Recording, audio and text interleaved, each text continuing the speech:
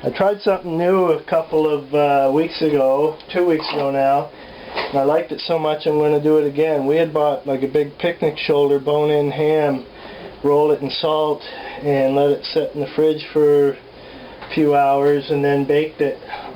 That worked out really well. I've got these small ham cuts from Costco. I got 3 of them in a package.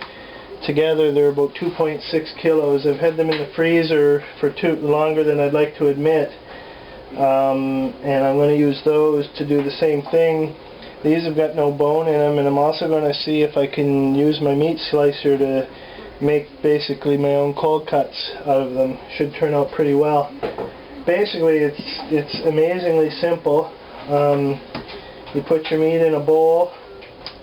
That one is still a bit frozen, but it should be okay. So I put it in the bowl like that. I've got just a bit better than a half a cup of salt.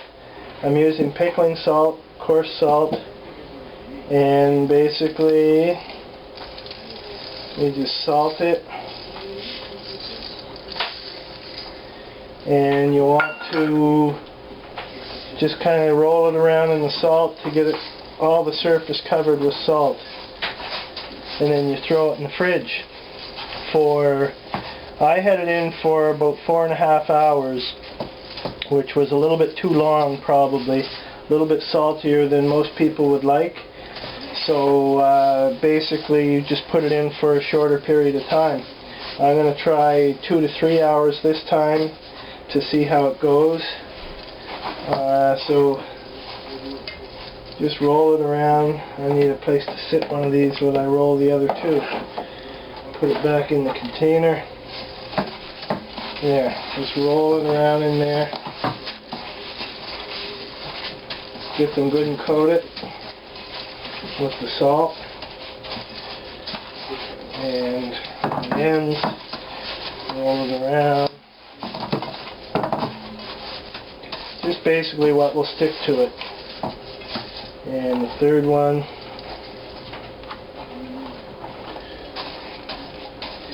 alright, 3rd one rolling around in there.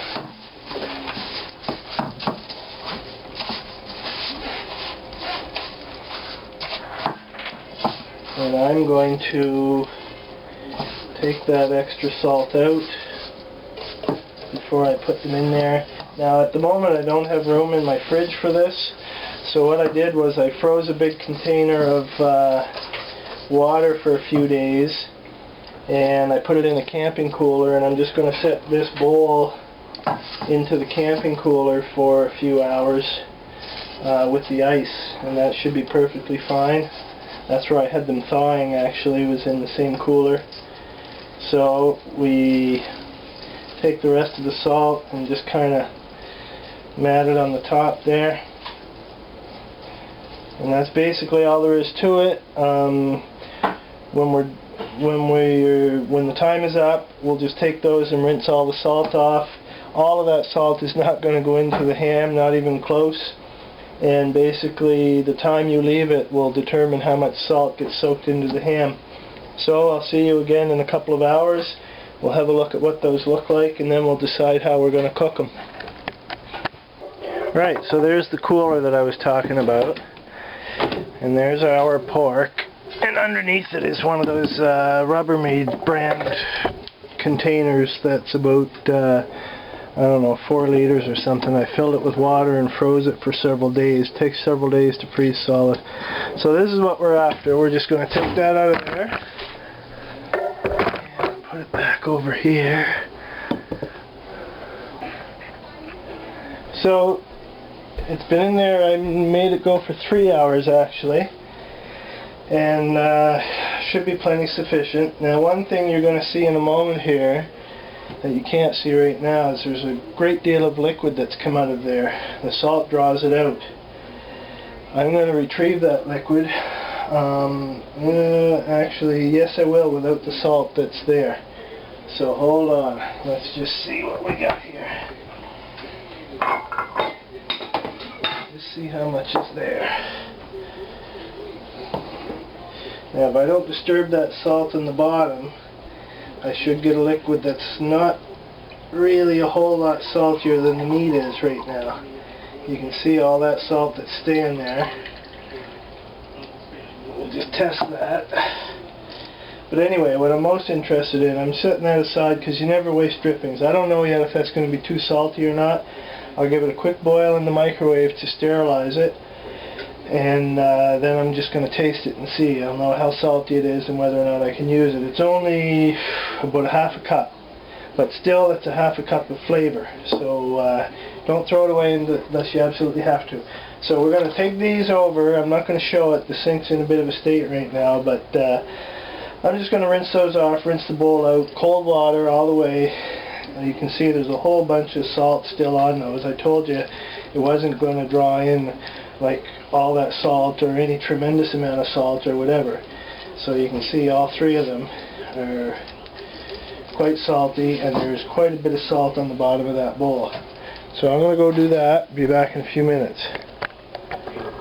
So I did exactly that with the runoff, and you can see there is, I think you can see, yeah you can, there's quite a bit of coagulant that's formed in there. That means that a fair bit of protein got drawn out by the salt into the liquid.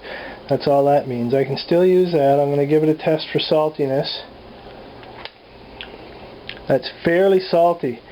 So I'm definitely not going to use it in this for extra flavor. But one idea I might consider is use this, dilute it. That's about a third of a cup now. I might want to dilute that in enough water to boil some rice or whatever, for example. It would be, you know, fairly lightly salt, or yeah, medium salty rice, I guess, in the end, and would give it a little bit of flavor from the pork as well. So we'll see what we end up doing with that. I'm more interested in my porks.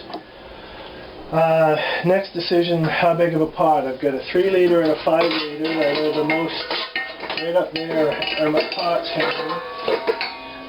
Let's see what we end up with. So there's a 5 liter. I'll just show you the pots hanging. There's my racking cane for brewing. That copper long stick there. And anyway, my garlic up there in the top right. Alright, so we'll go back here.